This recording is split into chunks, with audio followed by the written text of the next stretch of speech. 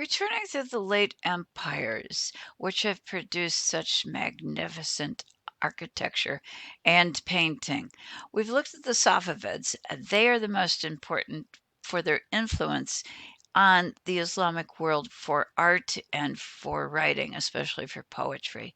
The Mughals we'll get to when we get to India, but these folks are simply going to be the richest. And I'll show you some of their jewels when we get to them.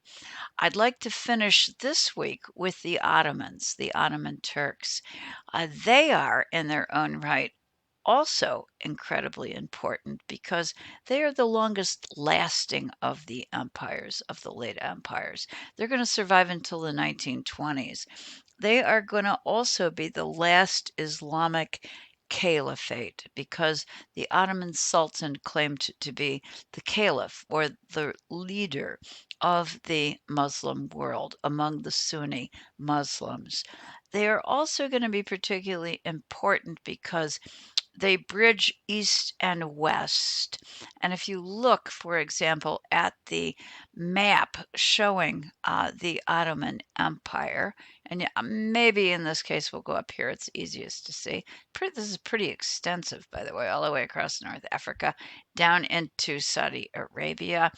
And during the reign of the Ottomans, they will actually control Mecca and Medina. So, a very powerful, wide spreading empire. But if you take a look, this is modern day Turkey, located right here, and it spreads in the days of the Ottomans well into the western half, or to the portion that we would refer to as Europe. So the world of the Ottoman Turks is a world that spanned east and west, and the Turks then had a great deal of influence on the west. We've also maintained a relationship. It might be a little rocky at present, but nevertheless, we've maintained a relationship with Turkey today. And it's those folks who are the descendants of the Ottoman Turks. More maps. By now, I think you figured out the art history teacher loves maps. This is, again, modern Turkey. This is the European portion, the western portion that was ruled by the Ottoman Turks. I'd just like you to see this is Vienna. It's pretty, the Turkish Empire was pretty close to Vienna. In fact, under Suleiman the Magnificent, we'll get to him in a second, the Ottomans laid siege to Vienna, but they were unsuccessful because it was really too far for their supply lines to stretch. So there were aspirations of the Turks to spread further into the west and into more of the territory of Europe.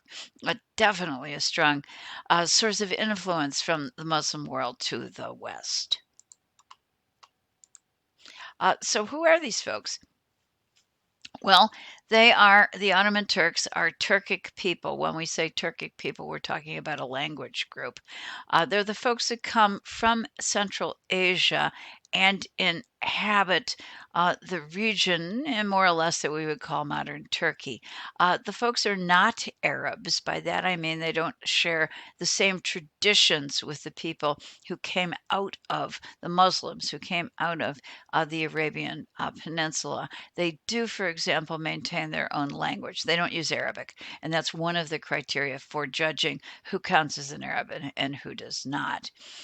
They are the people who descended from early Turkic peoples who came into this land and took it away from the Christians, the Christian Byzantines. There will be a small pocket of these Turks who will rise to power around the 13th century after the Mongols have decimated this part of the world, and they're going to manage to grow and gain power and authority, and they're going to grow into a dynasty. This dynasty, because the vastness of its size, and this is a pretty good map right here showing again all the way running down the edge of the Arabian Peninsula and going into regions in Egypt and all the way across North Africa and even running up into Europe. This is big, folks. What the Ottomans managed to do is unify Islamic customs, laws, and practices everywhere they went. So it was a way of maintaining a similar approach to practice of Islam, beliefs of Islam, and a consistency of Islamic culture and law. A lot of that has maintained even after the demise of the Ottoman Empire. So it's been particularly important in, I'm going to say, maintaining quality control, if you want, within Islam. Some of the credit for that has to go to one of the most famous of the sultans, in fact, the most famous sultan, and here he is. This is Suleiman the Magnificent. And this is a term that was applied to Suleiman by the West because we in the West were so impressed with his court, his wealth, and his power. He reigned for a long period, 46 years, and he happened to be in control at the height of Ottoman power.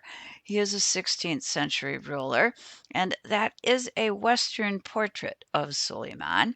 And as you take a look at that, if his turban is any indication of his importance, you can immediately grasp that Suleiman was an incredibly powerful ruler of the Ottoman Empire.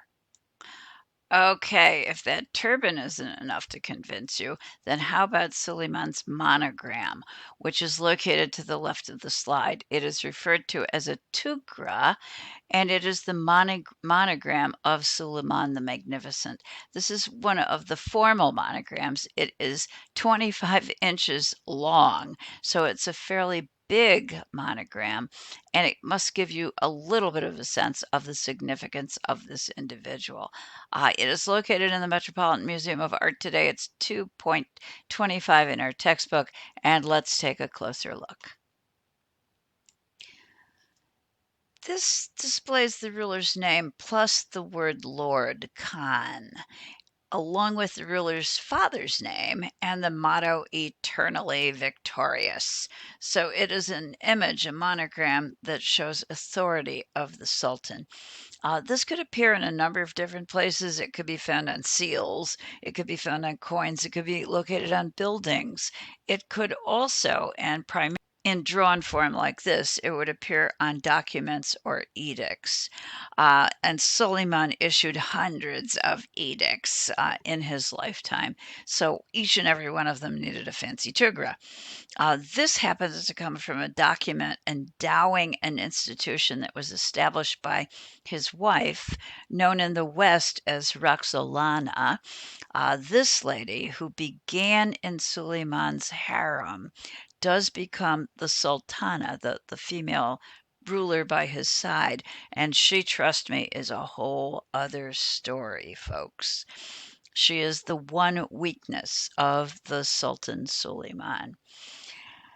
This particular drawing of the Tugra very clearly gives us the source of its name, tug, which is this stuff up here, which comes out of the word for horse's tail.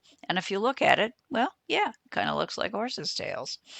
Then we have two concentric teardrops over here. And these, as we'll see shortly, are filled with floral decoration. This would have been enormously difficult to do because all of those lines are continuous. They must be created in one sweep of the pen, making a continuous line with total control by the hand of the calligrapher, or I think it's fair to say artist. This is a detail of the tugra, and yes, this is definitely gold leaf. So this is a fairly fine example of a tugra by Suleiman. If we were to take this tugra or even this detail of a tugra and put it up against a Persian manuscript, like the one that you see in the Shahnameh that you have in Smart History, I think you're going to see that Ottoman style tends to be a little bit stronger, to have a greater sense of strength, a greater clarity, a greater separation of parts, and a greater forcefulness, or perhaps you could say boldness, that is a part of the design. Sometimes when I look at Ottoman drawings or definitely architecture, I feel that it looks more muscular in comparison to Persian constructions, which tend, even though they are equally as strong, to look more gentle and delicate in nature. And I think perhaps you might agree here as well. There's definitely a clarity also to the floral decoration that is contained here in. Okay, another detail, and I would like you to see the kind of spiraling motion that adds energy and forcefulness to this creation as well. This one, although it's not as finely crafted, is an example of how Tugra might actually appear on an official document. So these are all over the place in the world of Suleiman, and they help to document the edicts, in particular, the laws and the rules and regulations that he puts into force, and they all together underscore Suleiman's great authority and power. Suleiman had the first standing army in Europe. Some would say the most impressive standing army in Europe.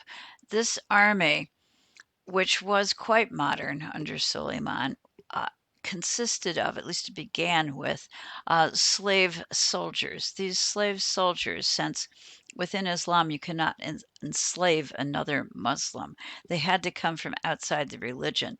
They often came from the Christian population, and we think that most of the Janissaries were probably from Christian families, taken as the children, taken as young children, probably at the will of the parents, and raised as Muslims, and given actually great opportunities once they began to enter the Janissaries. Okay, you're probably thinking, well, how could that be? How could a family give up its children?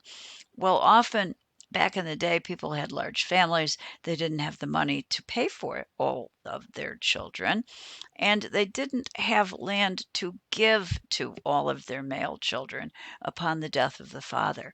So, one thing they could do is give, and I'm saying as if to pay taxes, to give one of their children to the government, knowing full well that that child would be raised well. He would have to give up his faith. He would be converted to Islam, but he would have infinite opportunities within the court of the Sultan, and he would also be able to send home money to the rest of the family.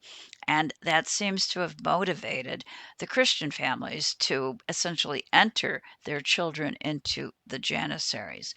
Why am I telling you this? Well, we think that Sinan was one of the Janissaries. He probably began his stint as about somewhere around the age of 20. He was educated at the palace, and he showed a particular skill in architecture. By the time he was 48, he was actually appointed the imperial architect. He kept his post during the reign of three sultans, and that's about a 50-year period. This guy is going to live to be 97, by the way, and he's going to leave behind today 84 buildings that still stand in Istanbul. When I was in Istanbul, I was told that Sinan is like the Michelangelo of Italy. He's an incredibly famous architect who also came to be very beloved personally by Suleiman, so much so that Sinan actually has a tomb in the mosque complex of Suleiman. So he's honored in his death. He also helps to establish the style of Ottoman architecture.